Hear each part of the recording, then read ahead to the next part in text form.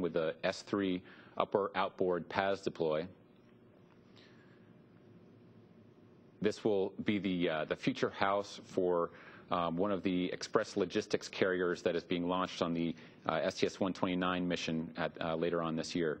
This is located out on the outboard side of the S3 truss module. Both crew will translate out there, and there are some structural beams which they will have to remove out of the way to allow the PAS structure to be deployed.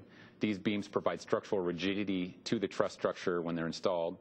With those out of the way, then a platform and yoke assembly is pulled up out of the truss.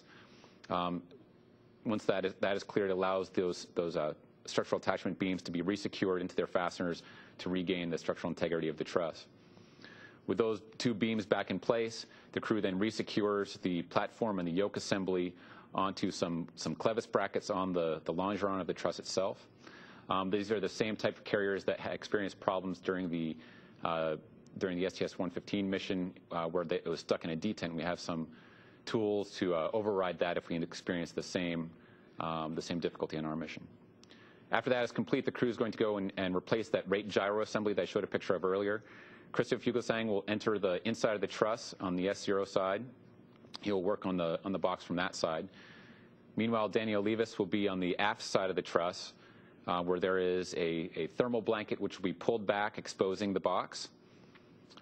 When that thermal blanket is removed, he will have access to the box inside, and he'll be able to see Krister, and they'll both be able to work on release of the bolts.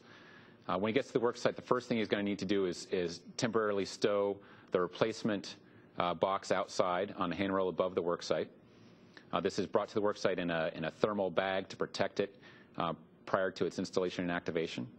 Here you can see that thermal cover being removed, exposing both Krister and the rate gyro assembly. That has 4 bolts and 2 electrical connectors which are disconnected as it slides out of a track and is temp stowed out of the way. The replacement rate gyro assembly is installed on these tracks. Danny will fasten the aft 2 bolts, and Krister will get the forward 2 bolts. When that is complete, Danny will retrieve the failed box and bring it back inside and stow it inside the airlock. With that complete, our next task is to have the crew split up a little bit. Daniel Levis will be working on connecting some heater cables on the PMA-3 module.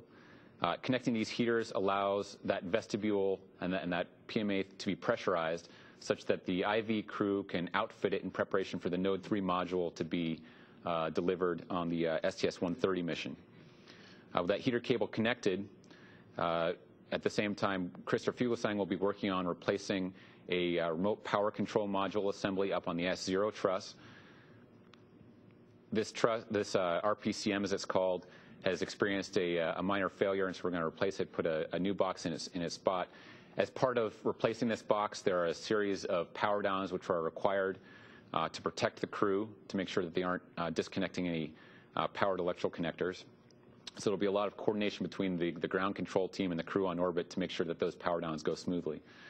With that box replaced, we're going to take advantage of the fact that we have all these inhibits in place to install a insulating sleeve on an exposed ungrounded connector inside the truss. So with those inhibits in place, Christopher Fugelsang will enter the truss through an access port on the aft side, install one of these insulating sleeves, and then exit the truss. With that task complete, the hard door, which had been previously powered down, can be reactivated. While the crew goes on with their next task, they'll join up together on the port side of the Node 1 module, and the remainder of the EVA will be focused basically on deploying 2 60-foot-long cable bundles.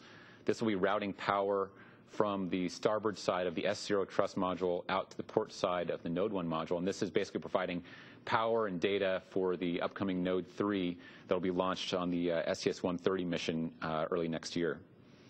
These cables, as I said, are 60 foot long and definitely present a challenge to the crew in terms of managing them. They can get to be a bit like a bundle of snakes.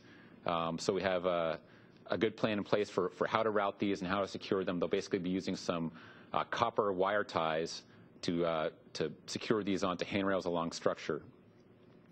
They'll leave a coil bundled on the aft end of Node 1, and the STS-130 crew will be able to take that bundle and connect it to the Node 3 module once it's installed, and that'll provide, as I said, the power and data to that module.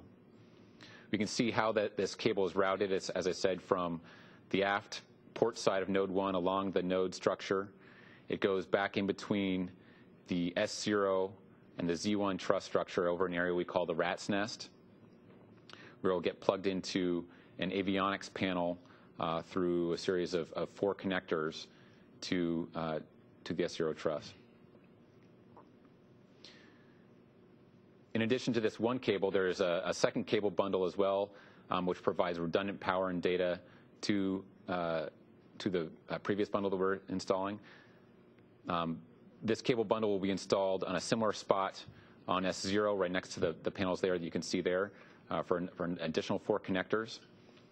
Then this cable will be routed out across the lab out to the airlock. In order to visualize where this cable is routed along the structure, I think it'll be useful to remove the airlock here so you can get a clear indication of where this is going.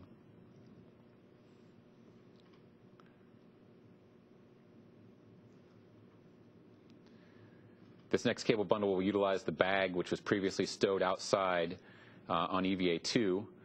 And again, that cable will be routed down between the lab and the external stowage platform number 2, head along out to the node 1 module beneath where the airlock is, to the aft end cone of the node 1 module where we'll go under that side, and then be coiled next to the bundle that was left out there earlier in this EVA.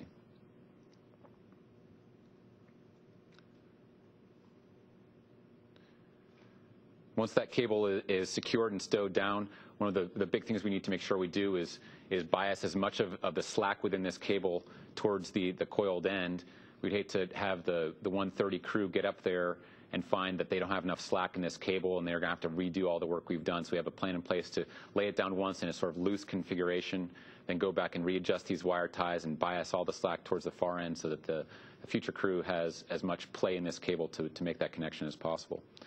From that point, Daniel Levis has a slide wire which was installed in the STS-128 mission that can be removed. We'll be bringing that inside. That causes interference with the node 3 module, so we need to get that out of the way. Additionally, Christopher Fugelsang will be installing a lens cover on the SSRMS camera. This lens cover is highly desired for the upcoming HTV launch. In the event that there is an aborted rendezvous, we want to make sure that the thruster jets on that HTV do not plume the sensitive optics on these cameras, and we retain the optical integrity of these cameras. So this lens cover will basically protect that surface during that rendezvous operation. That will finish out our EVA3 and all the EVAs on this mission. As I said, it should be a good challenging mission between the mass handling of the ammonia tank, the utilization of the science and the retrieval of the science experiment carriers, and the handling and the preparation for the node 3 module coming up on a future mission.